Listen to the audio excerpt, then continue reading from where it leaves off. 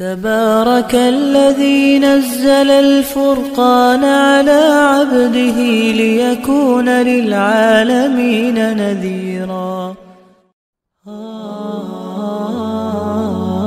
توكل عليه ونعوذ بالله من شرور أنفسنا ومن سيئات أعمالنا. من يهده الله فلا مضل له ومن يضلله فلا هادي له. ونشهد أن لا إله إلا الله وحده لا شريك له. ونشهد أن سيدنا ومولانا محمدا عبده ورسوله أرسله إلى كافة للناس بشيرا ونذيرا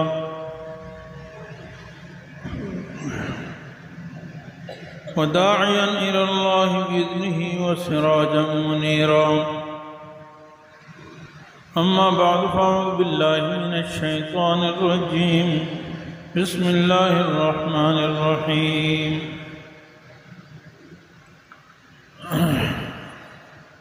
وما نرسل المرسلين إلا مبشرين ومنذرين.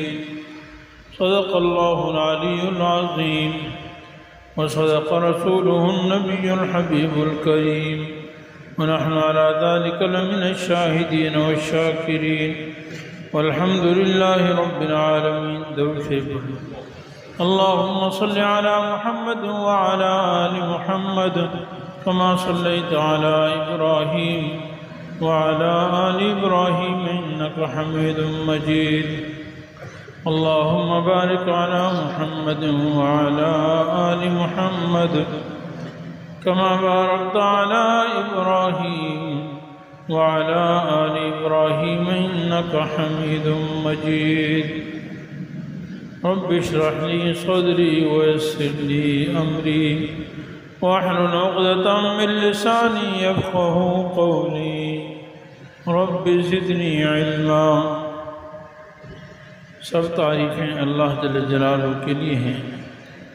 اللہ جل جلالہ ہم سب کے خالق و مالک ہیں. اسی نے ساری کائنات کو بنایا ہے اور وہ اکیلا ساری کائنات کو چلا رہا ہے. وہ بے مثل اور بے مثال ذات ہے. اس کی حقیقت تک رسائی کوئی نہیں کر سکتا ہے. اس کو اس کی صفات سے پہچانا جاتا ہے اور اس کی مخلوقات اس کی ربوبیت پر دلالت کرتی ہیں. میرے عزیز بھائیوں، اللہ تعالیٰ نے انبیاء علیہ السلام کو انسانیت کی ہدایت کے لیے بھیجا اور سب سے افضل سید البشر سید الرسل امام الانبیاء سیدنا محمد صلی اللہ علیہ وسلم کو سب سے آخر میں خاتم الانبیاء بنا کر بھیجا. یہ آپ صلی اللہ علیہ وسلم کی امت ہے اور یہ آخری امت ہے. اس کے بعد کوئی امت نہیں ہے. آپ صلی اللہ علیہ وسلم یا دیگر انبیاء علیہ السلام کے دنیا میں کیا مقاصد ہیں، ان مقاصد کو اپنانے میں ہماری اور آپ کی کامیابی ہے، اور ان مقاصد سے ہٹ کر کوئی بھی طریقہ اختیار کرنے میں میری اور آپ کی ناکامی ہے. اللہ تعالیٰ نے جس طرح ہمیں آخری پیغمبر افضل البشر عطا فرمائے ہیں، میری اور آپ کی ذمہ داری بنتی ہے کہ ہم اتنی ہی اس کی قدردانی کریں اور آپ صلی اللہ علیہ وسلم کی تعلیمات، آپ صلی اللہ علیہ وسلم کے دنیا میں آنے کے جو مقاصد قرآن کریم میں اللہ تعالیٰ نے بیان فرمائے ہیں، ہم ان پر عمل کرنے کی کوشش کریں. تو آج بھی میں چند باتیں قرآن کریم کی روشنی میں عرض کرتا ہوں کہ اللہ تعالیٰ نے انبیاء علیہ السلام کو کیوں بھیجا، کس مقصد کے لیے بھیجا، اور میں اور آپ اپنا جائزہ بھی لیں کہ کیا ہم انبیاء کے ساتھ ان کے مقاصد میں ان کے ساتھ دیتے ہیں یا کہیں دوسرے فریق میں ہم چلے جاتے ہیں. یہ بھی دیکھنا چاہیے. قرآن کریم میں اللہ تعالیٰ ارشاد فرماتے ہیں وَمَا أَرْسَلْنَا مِن رَّسُولٍ إِلَّا لِيُطَاعَ بِإِذْنِ اللَّهِ ہم نے جتنے انبیاء علیہ السلام دنیا میں بھیجے ہیں، جہاں وہ توحید کی دعوت دیتے تھے، ان کے دنیا میں آنے کا ایک عظیم مقصد یہ تھا کہ ان کی اطاعت کی جائے، ان کی بات مانی جائے۔ قرآن کریم میں اس کی بڑی تاکید ہے، کئی جگہ اللہ تعالیٰ نے اس کا ارشاد فرمایا ہے، وَمَا آتَاكُمُ الرَّسُولُ فَخُذُوهُ وَمَا نَهَاكُمْ عَنْهُ فَانْتَهُوا۔ اے ایمان والو، جو رسول اللہ صلی اللہ علیہ وسلم تمہیں دیں، تمہیں کرنے کو کہیں، وہ لے لو اور وہ کر لو، اور جس چیز سے منع کریں، جس چیز سے تمہیں روک دیں، منع کر دیں، اس سے باز آ جاؤ۔ اطیعوا اللہ واطیعوا الرسول، اللہ کی بات مانو اور رسول اللہ کی بات مانو، اور اللہ اور اس کے رسول کی مخالفت، رسول اللہ کی مخالفت در حقیقت اللہ کی مخالفت ہے، تو وہ جہنم کا ذریعہ ہے۔ فرمایا فلا وَرَبِّكَ لَا يُؤْمِنُونَ حَتَّى يُحَكِّمُوكَ فِي مَا شَجَرَ بَيْنَهُمْ، تیرے رب کی قسم، رسول اللہ صلی اللہ علیہ وسلم کو خطاب کر کے فرمایا کہ آپ کے رب کی ذات کی قسم، اس وقت تک مومن نہیں ہو سکتے جب ہم اپنے تمام معاملات میں نبی صلی اللہ علیہ وسلم کو فیصل نہ بنا دیں، یعنی کون سا معاملہ کیسے کرنا ہے، غمی کیسے کرنی، خوشی کیسے کرنی، عبادات کیسے کرنی، معاملات کیسے کرنے، دکان کیسے چلانی ہے، فیکٹری کس طرح چلانی ہے، زراعت کس طرح کرنی ہے، اخلاق کیسے ہونے چاہیے، معاشرت کیسی ہونی چاہیے، جب تک تمام معاملات میں رسول اللہ صلی اللہ علیہ وسلم کو فیصل نہ بنا لیں، یعنی ان کی اطاعت نہ کر لیں، فرمایا کبھی بھی مومن نہیں ہو سکتے۔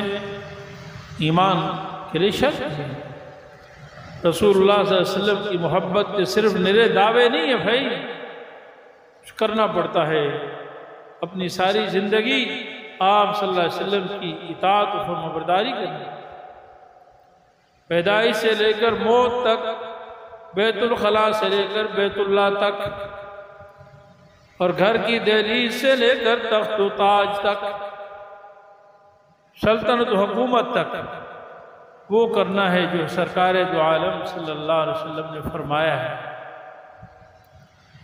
فرمایا صرف ایسا نہیں کہ ظاہری طور پر اطاعت کریں، بلکہ ایسے اطاعت کریں، رسول اللہ صلی اللہ علیہ وسلم کے سامنے ایسے جھک جائیں، ایسے دل و جان سے اطاعت کریں کہ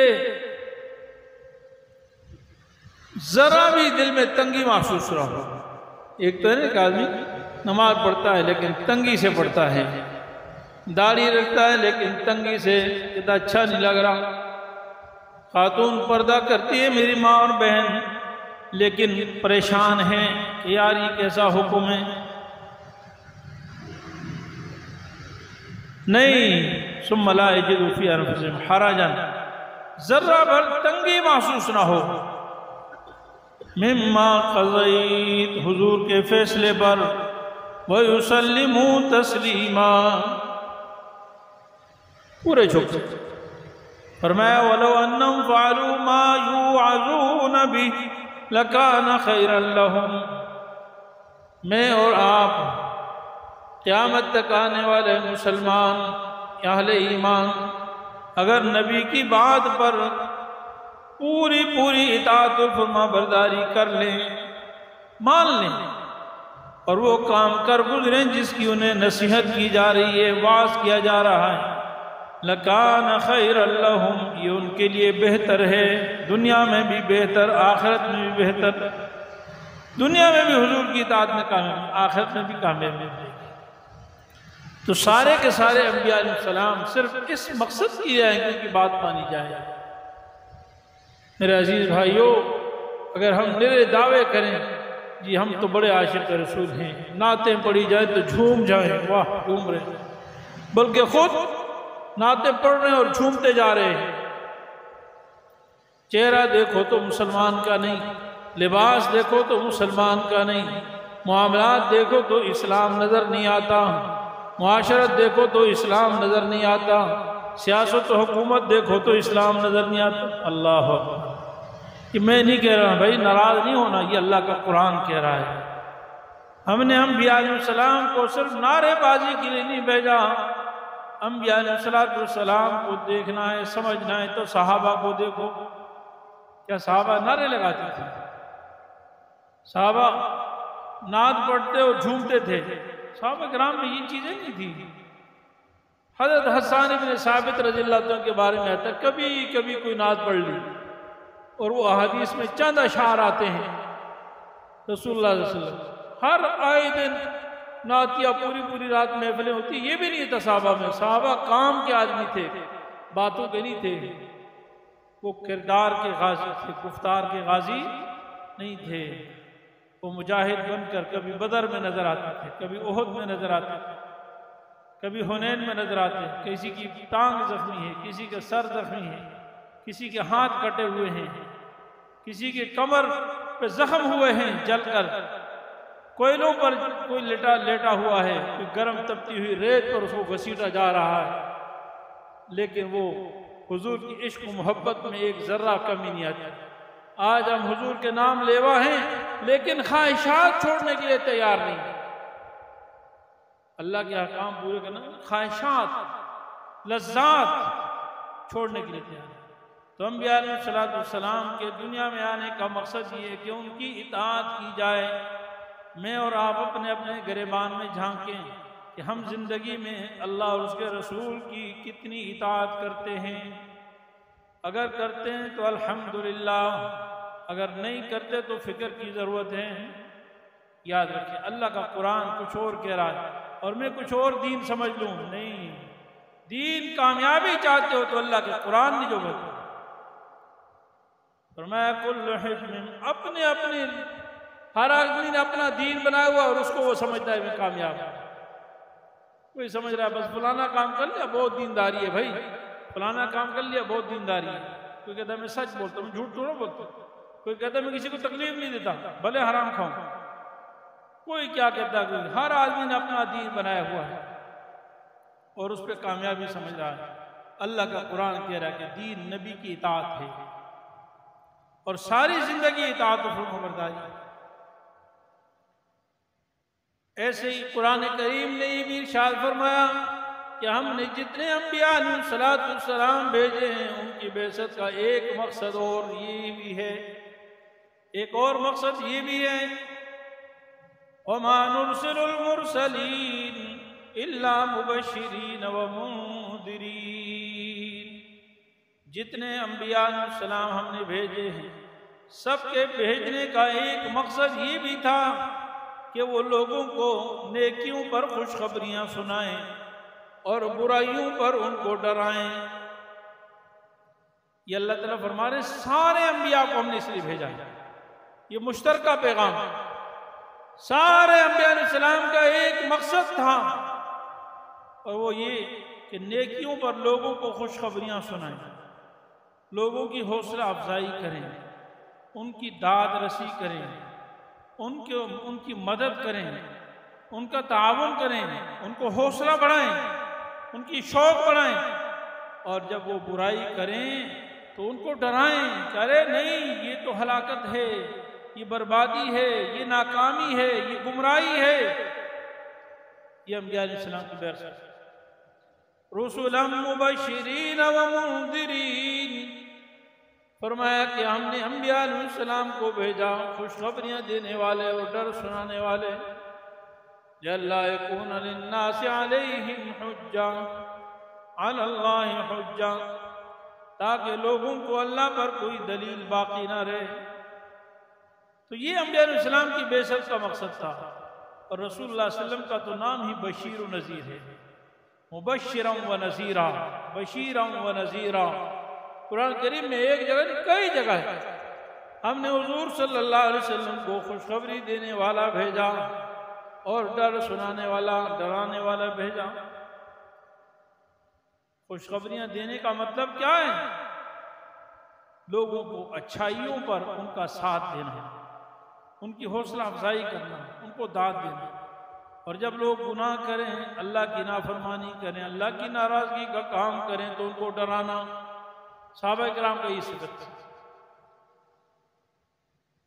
والمؤمنون والمؤمنات بعضهم اولیاء بعض یأمرون بالمعروف وینہون عن المنکر۔ مومن ایک دوسرے کے دوست ہیں، ایک دوسرے کو اچھائیوں کے حکم دیتے ہیں اور برائیوں سے منع کرتے ہیں۔ یہ خوشخبری کا معنی ہے، لوگوں کو اچھائی پر ساتھ دینا۔ اس کو کہ تم فلاں ہمارے معاشرے میں کوئی اگر اچھائی کا ارادہ کر لے تو گھر کے ساری افراد پیچھے پڑ جاتے ہیں۔ ارے کیا ہو گیا تمہیں؟ ابھی سے صوفی بن گیا؟ ارے ابھی داڑھی کیوں رکھ لی؟ ارے پردہ کیوں شروع کر دیا؟ ارے فلانا کام کیوں کر دیا؟ سارے پیچھے پڑے، ڈنڈا لے کے پیچھے پڑ جاتے ہیں۔ ہمارا دارالفتہ سے تعلق ہے نا، سینکڑوں مسائل دارالفتہ میں ایسے آتے ہیں، ابا ڈانٹ رہا ہے، اماں ڈانٹ رہی ہے، بھائی ڈانٹ رہے ہیں، بہن ڈانٹ رہے ہیں، سب ڈانٹ رہے ہیں کہ تم دین پر کیوں چل رہے ہو۔ اب قرآن کریم کی دوسری آیت سنو، والمنافقون والمنافقات بعضهم من بعض یأمرون بالمنکر وینہون عن المعروف ویقبضون ایدیہم نسوا اللہ فنسیہم ان المنافقین هم الفاسقون۔ منافق آپس میں ایک دوسرے کے دوست، ان کا کام کیا ہے؟ برائیوں کا حکم کرتے ہیں اور نیکی سے منع کرتے ہیں۔ یہ قرآن کہہ رہا ہے۔ کون کہہ رہا ہے بھائی؟ اب میں اور آپ جب معاشرے میں کسی کو برائی کی ترغیب دے رہے ہوتے ہیں، اس کی حوصلہ افزائی کر رہے ہوتے ہیں برائی پر، تو اپنے ضمیر سے پوچھے میں کون ہوں؟ میں لا الہ الا اللہ محمد الرسول اللہ کا کلمہ پڑھ رہا ہوں یا کوئی اور کام کر رہا ہوں؟ میرا شمار اللہ کے قرآن کے مطابق ایمان والوں میں ہے یا قرآن کے مطابق منافقین میں ہے؟ اللہ قرآن منافقوں کی صفت بیان کر رہا ہے کہ وہ برائی کا حکم کرتے ہیں، جھوٹ بولا کرو، دھوکہ دیا کرو، بے پردگی کرو، مکس گیدرنگ ہونی چاہیے۔ معاشرے کو کیا جواب دینا ہے؟ دوست احباب ناراض ہو جائیں گے، معاشرے کی ناک کٹ جائے گی۔ یہ حکم دینے والے کون ہیں؟ اللہ کے قرآن سے لوگوں کے ہاتھوں کو روک لیتے ہیں نیکیوں سے، فرمایا منافق فاسق ہیں۔ وعد اللہ المنافقین والمنافقات والکفار، فرمایا کہ منافقوں سے، مردوں سے اور عورتوں سے اور کافروں سے، منافقوں کا الگ ذکر ہے، کافروں کا الگ ذکر ہے۔ اللہ تعالیٰ نے جہنم کی آگ کا وعدہ کیا ہے۔ تو بہرحال میرے عزیز بھائیو، انبیاء علیہ السلام کی بعثت کے مقاصد میں سے ایک مقصد یہ ہے کہ نیکیوں پر دوسرے کو حوصلہ افزائی کی جائے، اس کو خوشخبری سنائی جائے، اس کا ساتھ دیا جائے۔ ارے پرواہ نہیں کرو، میں تمہارے ساتھ ہوں، اس میں کامیابی ہے، اور برائیوں سے منع کیا جائے۔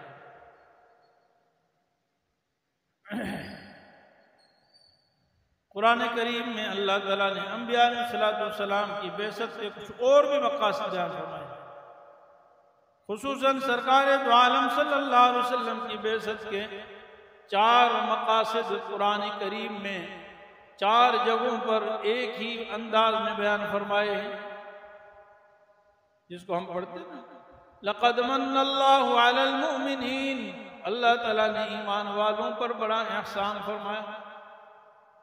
اذ بعث فیہم رسولا، ان میں ایک رسول ہے، من انفسہم، انہی میں سے، انسانوں میں سے رسول بن کر ہے۔ کیوں آئے ہیں؟ کس مقصد کے لیے آئے ہیں؟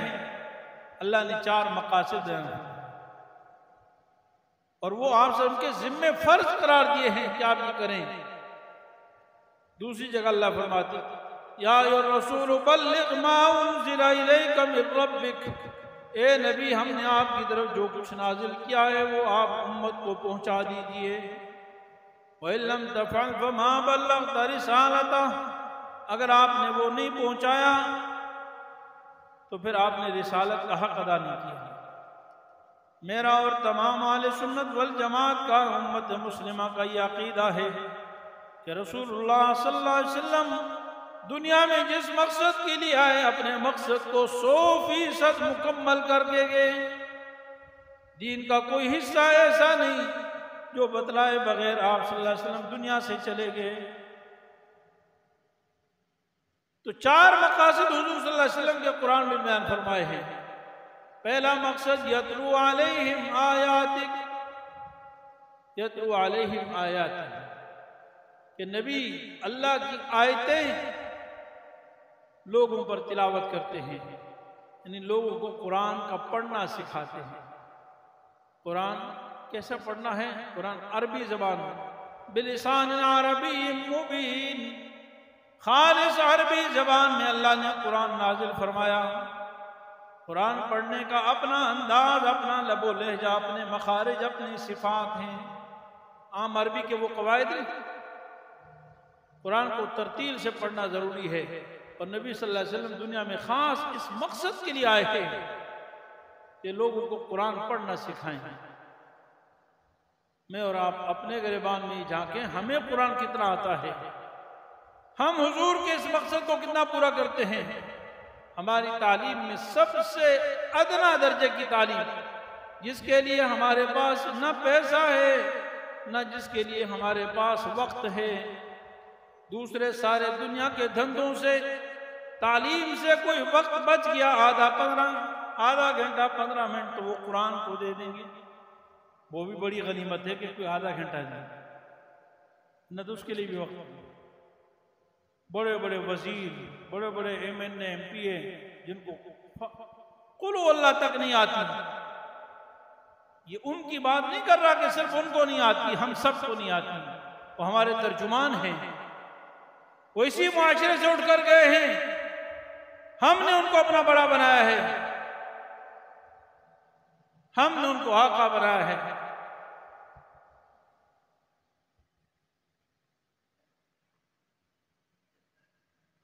تو یہ نبی کا مقصد ہے. ہمارے بیٹے کو اگر قرآن نہیں آتا، میرا بیٹا اگر تلاوت قرآن نہیں کرتا، مجھے کتنا پریشانی ہوتی ہے. اگر سکول میں پیچھے آ جائے، کالج میں پیچھے رہ جائے، فیل ہو جائے، فلاں چیز میں پیچھے ہو گیا، پھر میری کیا حالت ہوتی. اس کے لیے ہم کتنی تگو کرتے. اگر ہم عشق محمد، عشق مصطفیٰ کا دعویٰ کرتے تو یہ دیکھیں حضور کس مقصد کے لیے آئے ہیں.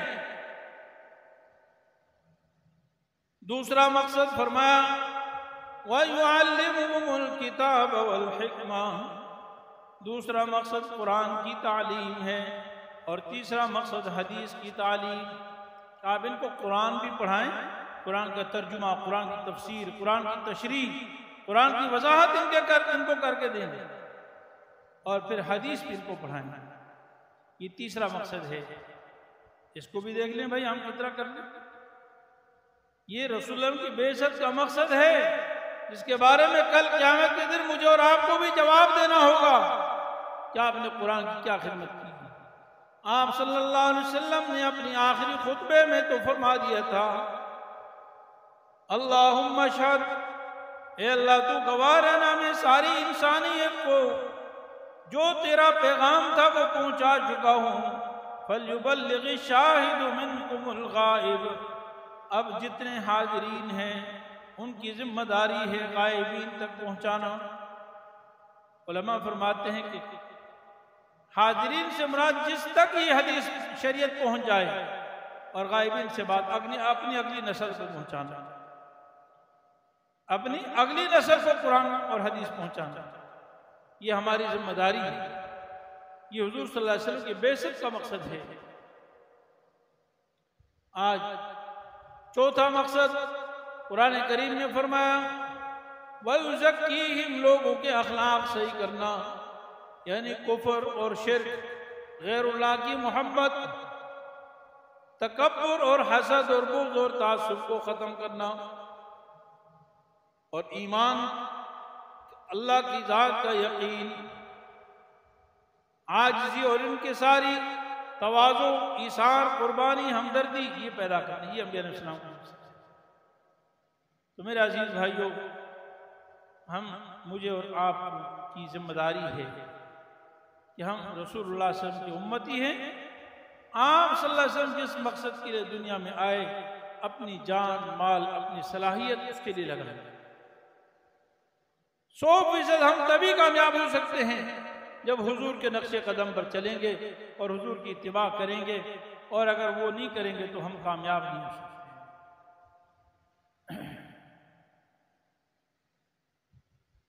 اللہ تعالیٰ اپنے فضل سے ہمیں عمل کی توفیق عطا فرمائے۔ ایک آخری بات یہ عرض کرنی ہے، جیسا کہ آپ سب کو معلوم ہے اس وقت فلسطین میں مسلمانوں پر قیامت ڈھائی ہوئی ہے، اور فلسطین ایک صدی کے عرصے سے تقریباً یہود اور اسی طرح عیسائیوں اور امریکہ اور برطانیہ دنیا کے بڑے بڑے جو ممالک ہیں ان کے ظلم و ستم میں ہیں، ان پر قیامت برپا کیے جا رہے ہیں۔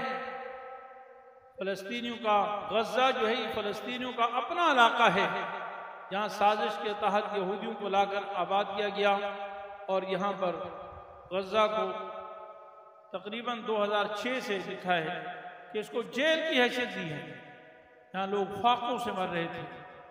23 لاکھ کی آبادی کو جیل قرار دیا گیا ہے۔ بہرحال ہر قسم کے ظلم ستم ہو رہے ہیں۔ آج میری اور آپ کی ذمہ داری بنتی ہے، رسول اللہ صلی اللہ علیہ وسلم نے ارشاد فرمایا المؤمن کا جسد واحد ان اشتکا عینہ اشتکا کلہ اشتکا رأسہ اشتکا کلہ۔ فرمایا تمام مسلمان ایک جان کی طرح ہیں، جیسے ایک جسم میں میرے جسم میں سر میں درد ہو تو پورا جسم بے چین ہوتا ہے، اگر آنکھ میں درد ہو تو پورا جسم بے چین ہوتا ہے۔ تو مسلمان دنیا میں کہیں بھی پریشان ہیں، ان پر ظلم و ستم ڈھایا جا رہا ہے، اس سے ہم سب کو اس کی تکلیف کا احساس کرنا چاہیے۔ ہم عالم اسلام سے اور تمام عالم اسلام کے حکمرانوں سے یہ کہتے ہیں کہ ہم تو ایک خدا کو ماننے والے ہیں، اور سیدنا محمد الرسول اللہ صلی اللہ علیہ وسلم کا کلمہ پڑھنے والے ہیں، جنہوں نے پوری دنیا کفر کے اندر درمیان میں کھڑے ہو کر ببانگ دوہل اعلان کیا تھا قولوا لا الہ الا اللہ، لا الہ الا اللہ پڑھ لو کامیاب ہو جاؤ گے۔ اور آج ماشاءاللہ دنیا کے کونے کونے تک وہ کلمہ پہنچا ہوا ہے، جبکہ مخالفین کے پاس کچھ نہیں ہے، دشمنان اسلام کے پاس نہ دین ہے نہ ایمان ہے، اور میرا اور آپ کا اللہ تعالیٰ کی ذات پر ایمان ہے۔ اس لیے جرأت اور بہادری کا مظاہرہ کریں، مسلمان حکمرانوں سے درخواست ہے کہ وہ فلسطین کی ہر طرح سے تعاون کریں، اور ہم مسلمانوں کی ذمہ داری ہے عوام الناس کہ جو ہم کر سکتے ہیں وہ بھی تعاون کر سکتے ہیں تعاون کریں، اور ادنا درجہ کم از کم ایمان کی علامت یہ ہے کہ ہم ان کے لیے دعا ضرور کریں۔ اپنی انفرادی اجتماعی اور اسی طریقے سے رات کے تہجد کے وقت میں ان کے لیے دعا کریں۔ انشاءاللہ اگر ہم صدق دل سے دعا کریں گے، ساری کائنات کے خالق و مالک اللہ رب العالمین کی ذات ہیں، وہ انشاءاللہ مسلمانوں کو ضرور فتح عطا فرمائے گا۔ اللہ تعالیٰ اپنے فضل و کرم سے فلسطین کے حال پر رحم فرمائے، اور فلسطینی مجاہدین کو مکمل فتح و نصرت عطا فرمائے، اور یہود و ہنود کو اللہ تباہ و برباد فرمائے۔ وآخر دعوانا الحمدللہ رب العالمین۔ مفتی صاحب کے YouTube چینل کو سبسکرائب کیجئے اور ان کے تازہ بیانات کے ذریعے اپنی علمی، اصلاحی اور فکری آبیاری کرتے رہیے۔ جزاکم اللہ۔